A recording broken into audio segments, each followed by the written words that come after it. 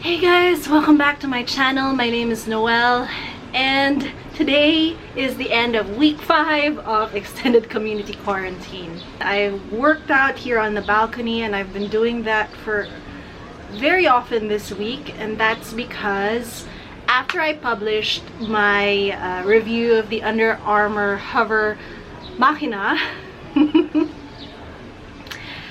my barangay, which is equivalent to something like a village, my barangay here in Metro Manila declared a stricter quarantine because we now have 14 confirmed cases of COVID-19, and 2 of them reside in my condo complex. Now, the complex is about 7 buildings and it's a sizable property, but still, you know, condos are more dense than detached houses. So even if the confirmed cases are not in my building, they just said it's better safe than sorry. And so yeah, I am no longer allowed to run around in the parking garage, which is a shame. But yeah, all you have to do is I guess find alternate means of exercise, because, you know, even if the literature isn't conclusive in that running or cycling helps to spread the virus, I'd rather not make waves here in the community. And so, you know, if a lot of people are complaining about runners, then I don't want to give runners a bad name, and so that's why I'm keeping it strictly indoors until community quarantine lifts. This is already an extension of the initial period of community quarantine. We were supposed to be out of it by April 15, but I really do think that they had plans for a longer quarantine period. It's just that they couldn't publicly tell people that was the case, because there would be a run on banks and grocery stores, and basically it would be a riot. Well, not really riots, but it would cause a lot of panic among Filipinos to have a quarantine period that long. So they just eased us into it with the first 4 weeks, and then they announced another 2 weeks, and it looks like we might have another 2 weeks on top of that 2 weeks, but they haven't announced anything for sure yet. So we just have to take it a day at a time as things come and as the situation unfolds in the Philippines and around the world. Now, it has been over a month, and so a lot of us have already started transitioning into what should be considered a new normal.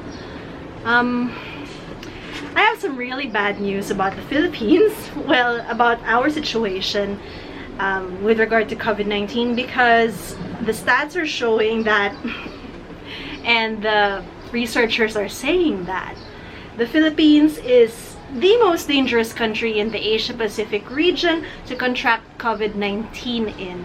And that's a function of very slow government response,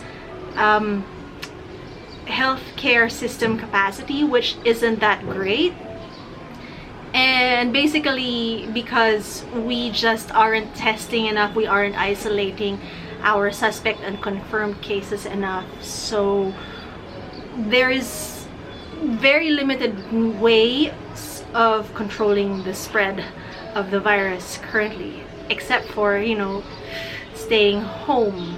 And of course, I've already said it in so many other vlogs and vlogs that some of my countrymen, many of my countrymen, cannot afford to stay home during this period because they do need to go out to work.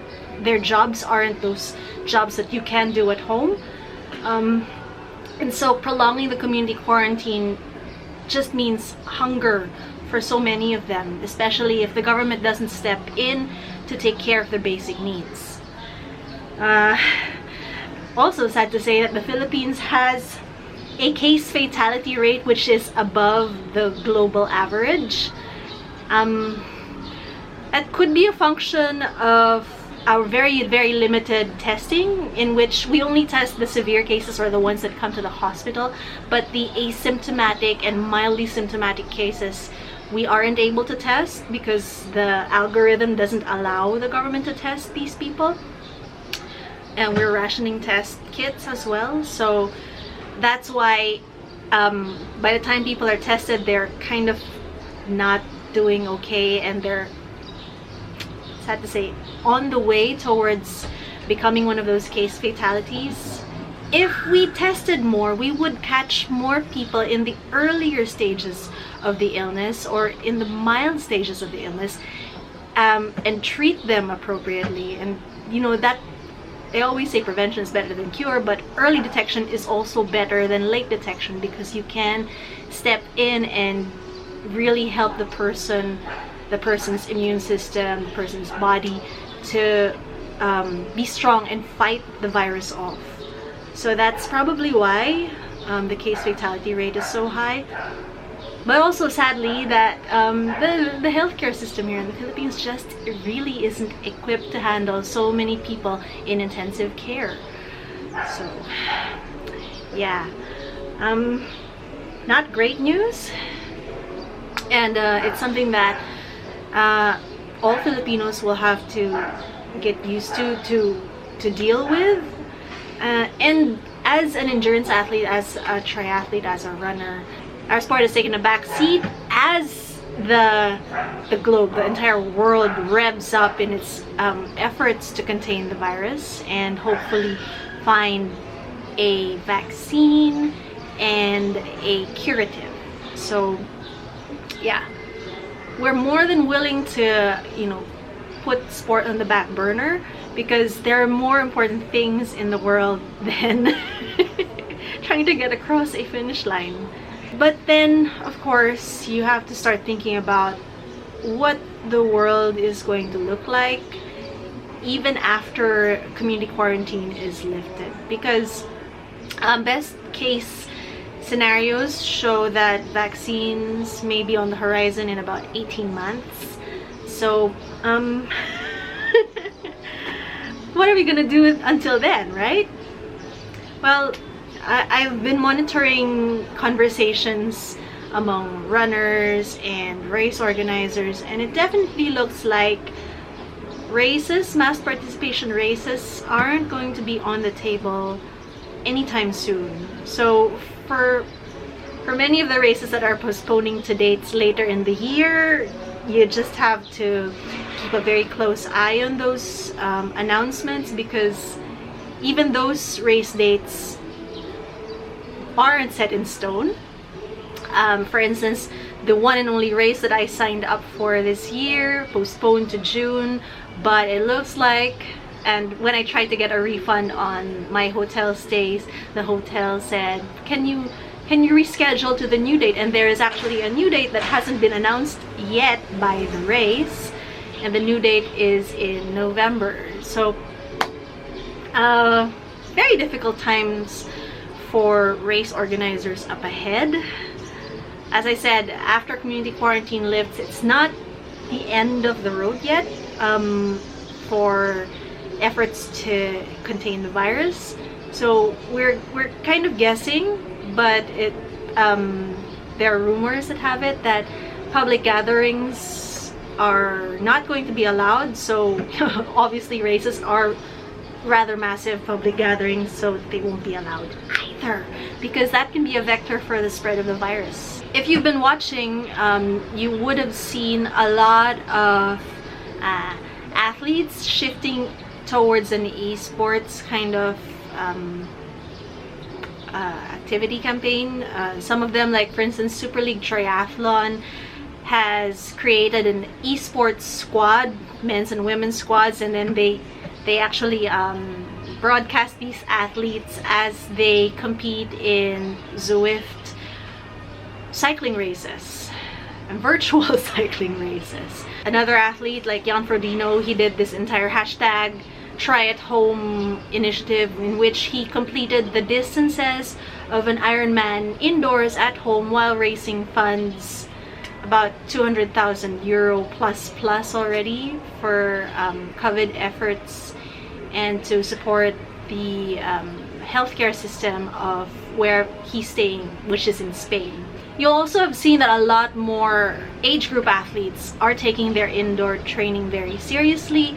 I have been considering signing up for Zwift, except that I don't have an Ant Plus USB dongle, so I can't really get the data from my cadence and speed sensors onto the computer.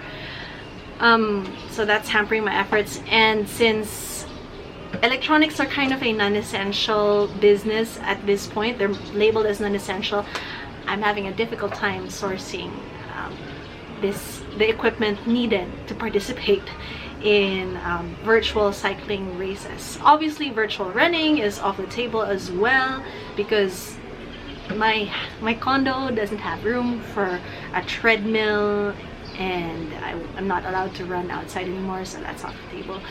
I'm trying to make up for it with calisthenics and other cardio done indoors. So my apologies to the people living in the flat downstairs. If you're hearing stomping on your roof, that's probably me.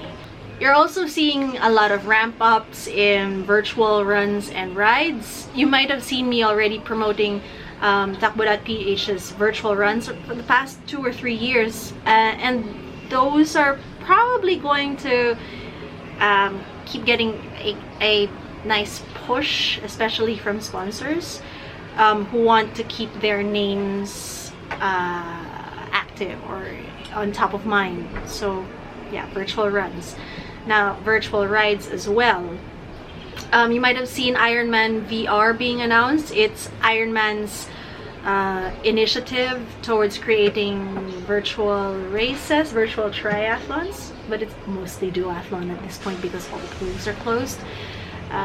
Yeah, virtual races that they use to, you know, kind of keep people motivated to keep exercising because you have a goal to work towards. But you know that it all pales in comparison to the real thing. Even though I've completed a few virtual races by myself, there's nothing that really compares to crossing a finish line amongst the friends and community that you love, that feeling of celebration. So yeah, it's a big loss. And then this entire esports thing, I'm not really into it. You're basically just watching the athlete sitting on their bikes at home. You have this video of them, and then you see a virtual simulation of how the race is panning out, but it's just not the same. You're just basically watching people exercising, and that's why it doesn't feel too inspirational to me. For other people, maybe seeing the numbers that these athletes are putting out is inspirational, and you know, it's something worth spending time on watching. For me, not so much. I think the biggest thing though that we have to confront during this transition to the new normal is the question why we're exercising or training at all. Because if there aren't any finish lines, what's the point of running or cycling or doing any of these things? I mean, even if you do get a medal and a finisher shirt from your virtual run, you get a badge from your virtual ride, or completing the Ironman VR series, that sort of thing. These are basically participation trophies, and then you can always game the system by setting your trainer difficulty to be easier so that you you look like you're riding really fast. Like I saw somebody register a 40 km/h average on a 7-hour Zwift session, but then they said that, you know, by the time they get out on the road, they actually only ride 20 kph. So I don't know. So to me, it's not really worth it. Like, who are you fooling? So you have to wonder, I mean, you have to ask yourself why you're exercising, why you're doing this, why are you a triathlete, why are you a runner, when you don't have any races. And I used to be the kind of person who did the training just so I could race and then cross that finish line. And if I didn't have a race signed up, I felt incomplete. But you know, in the past few years, I haven't really. I've trained to keep my fitness. The signing up for races wasn't a huge part of my motivation, so I've transitioned to that. But for many others, they're probably wondering why they're doing this. They're basically spinning their wheels. So you have to find your own motivation, your own reason for doing these things. And you can't really show off your nice flashy bike anymore, or your kit, your flashy race kit, or new shoes, etc., because basically just at home. I've already said this before, but you can be doing this to keep your sanity, to keep your fitness, and you know, this is not a permanent situation.